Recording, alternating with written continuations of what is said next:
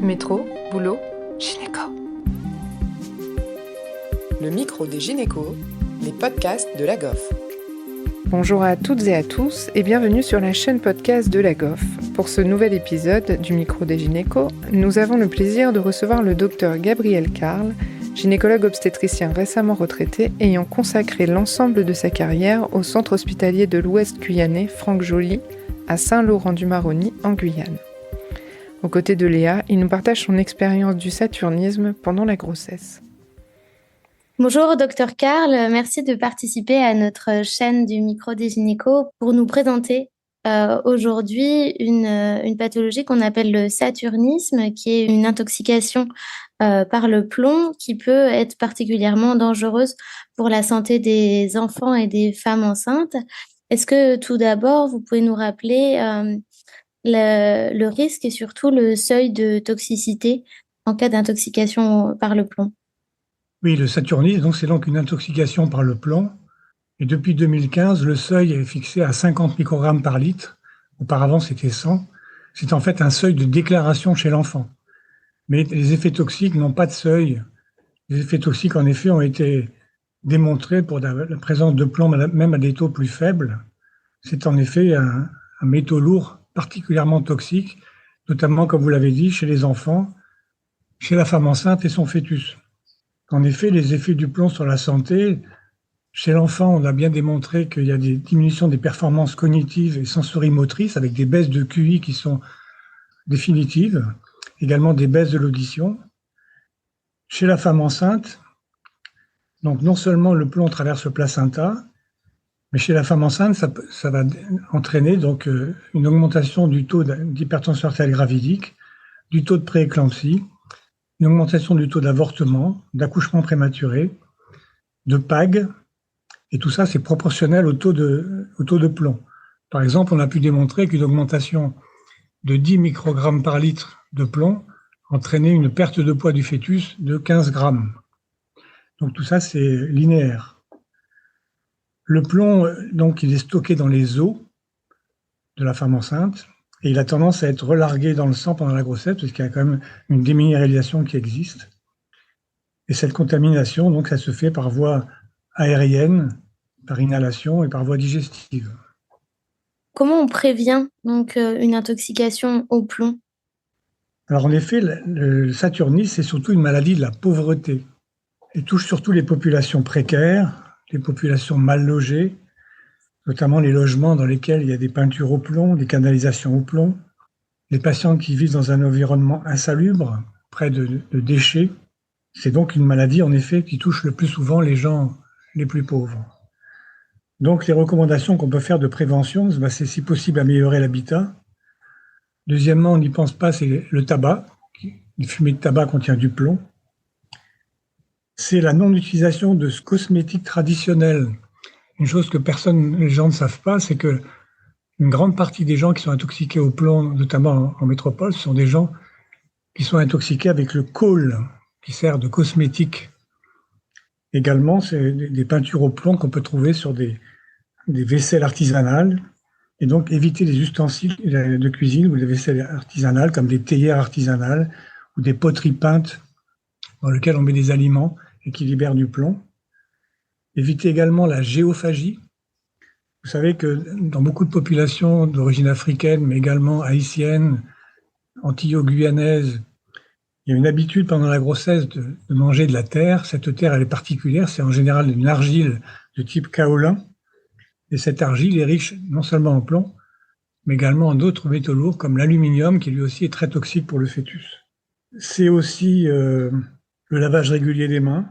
C'est favoriser les aliments riches en fer et en calcium, parce que c'est important de savoir que le fer et le calcium sont des chélateurs de l'absorption du plomb au niveau digestif. Ils vont donc diminuer cette absorption. Et puis, c'est le cas dans les pays africains, et c'est également le cas chez nous en Guyane, on a fait des études là-dessus, que c'est le manioc qui est particulièrement riche en plomb, qui a l'air de concentrer du plomb qu'on peut trouver au niveau de la terre. Et donc, on a une relation linéaire entre la consommation de manioc et ses dérivés et le taux de plomb. Et alors, comment on est amené à dépister les patientes à risque de saturnisme? Mais d'abord, il faut avant tout y penser, parce que c'est quelque chose auquel peu de gens pensent. Le saturnisme, on a l'impression que c'est une maladie qui a disparu depuis la non-commercialisation des celses sans plomb. En fait, elle continue. Et comme on l'a dit, c'est le dépistage qui doit être très large, notamment pour les populations défavorisées, notamment les migrants, les gens qui ont un habitat insalubre, un environnement malsain. Et c'est une recommandation de la HAS qui demande de faire ce dépistage chez ce type de population. Quant aux symptômes du saturnisme, ils sont en effet peu spécifiques, c'est pour ça qu'on n'y pense pas.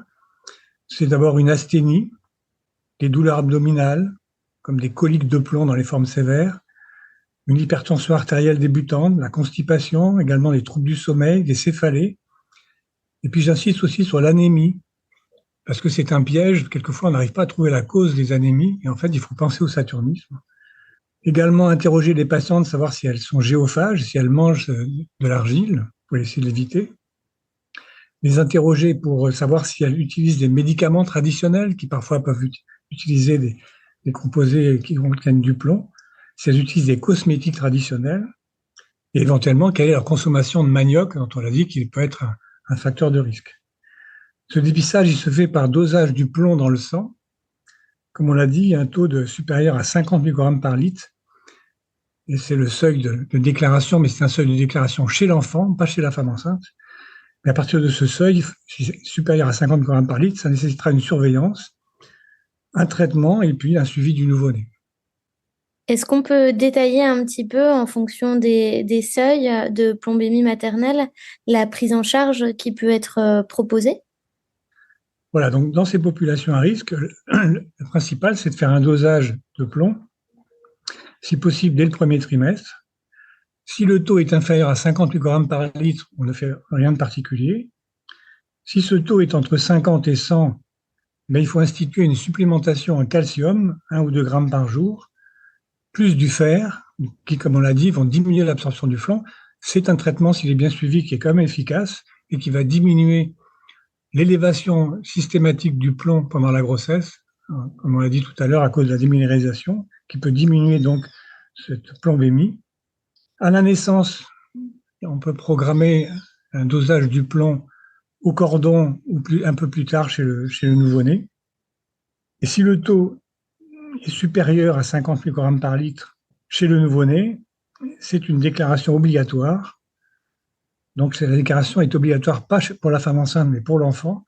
Donc il y a un formulaire CERFAD 12-378 spécifique qui va déclencher à ce moment-là une enquête de l'ARS qui pourra aller à domicile de la patiente, de la mère, pour voir un petit peu quels sont les facteurs de risque. Et il faudra également, si le taux pendant cette grossesse est supérieur à 50 grammes par litre, bien entendu, faire des recommandations de prévention, comme on l'a dit, pendant la grossesse, et après l'accouchement, un suivi de l'enfant.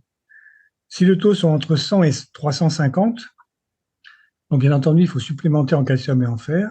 Il faut faire un contrôle au 3e mois de la grossesse pour savoir si ces taux de plomb n'atteignent pas des seuils encore plus élevés. Et puis, bien entendu, faire un dépistage néonatal et instituer un suivi de l'enfant par le pédiatre. Pour des taux plus élevés, au-delà de 450, il faut à ce moment-là discuter une hospitalisation parce qu'il y a des traitements chélateurs du plomb qui sont efficaces, qu'ils soient en comprimé ou en perfusion, et qui donc peuvent être institués à la demande de spécialistes de la question. Autre chose, le plomb passe allègrement au niveau du lait maternel, et donc on pourra discuter si l'allaitement maternel doit être continué ou pas. En général, il est autorisé jusqu'à des taux de 200 microgrammes par litre. Merci beaucoup, Dr Karl, pour ce message très clair et qui permet de mettre en avant cette pathologie auquel on ne pense pas beaucoup. En Guyane, vous étiez confronté à quel pourcentage de saturnisme? En Guyane, en raison de ce que je vous avais dit, notamment à cause de l'ingestion de manioc, l'utilisation d'ustensiles de cuisine traditionnels qui contiennent du plomb, dans l'étude qu'on a faite en Guyane, qu'on a publiée, on est à 26% de patientes qui ont un taux supérieur au seuil de déclaration, ce qui est très important. Donc ça veut dire que tout ça, ça aura des conséquences sur les quotients intellectuels des enfants à naître, tout simplement. Et c'est une cause traitable et réversible, donc c'est intéressant et important de la dépister et de la traiter. Voilà, donc là, le message le plus important, c'est y penser. Y penser dès qu'on a des signes un peu spécifiques dès qu'on a des patients en situation de pauvreté ou également si on a des facteurs de risque qu'on peut essayer de découvrir à l'interrogatoire. Et la plombémie, elle peut se faire à n'importe quel moment de la journée, le dosage? Oui, n'importe quand. Donc de préférence au premier trimestre, de façon à instituer éventuellement des moyens, comme on l'a dit, de chélation pour la suite de la grossesse. Très bien, merci beaucoup Dr Karl pour cet épisode. Merci à tous de nous avoir écoutés aujourd'hui. Rendez-vous la semaine prochaine pour un nouvel épisode. Vous retrouverez toutes les ressources et références de ce podcast dans la description et surtout, n'hésitez pas à vous abonner à la chaîne, à lui accorder 5 étoiles, voire même à en parler autour de vous. Métro, boulot, gynéco.